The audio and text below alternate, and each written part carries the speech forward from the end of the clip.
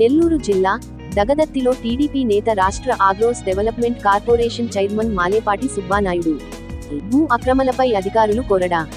Doctor Dagadarthi, Racharlapadu కాలువ ఆధునీకరణ పనుల్లో ఆక్రమణల తొలగింపు. పైడేరు వాగుపై మాలేపాటి కుటుంబం ఆక్రమణలో ఉన్న 4 ఎకరాల భూమి గుర్తింపు. రెవెన్యూ, ఇరిగేషన్, పోలీస్ అధికారుల పర్యవేక్షణలో పైడేరు వాగు ఆక్రమణల తొలగింపు. ఆక్రమణ ప్రాంతం వద్దకు వచ్చిన మాలేపాటి రవీంద్ర నాయుడు, మాలేపాటి సుధాకర్ నాయుడు అధికారులతో స్వల్ప వాగ్వాదని దిగిన సుధాకర్ నాయుడు అధికారుల వివరణతో అక్కడి నుండి నిష్క్రమించిన మాలేపాటి సోదరులు.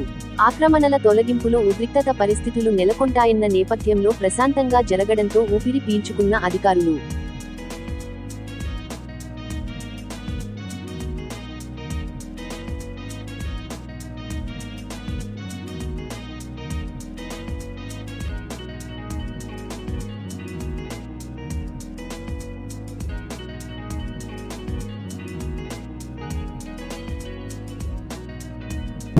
అందరికీ నమస్కారం అండి.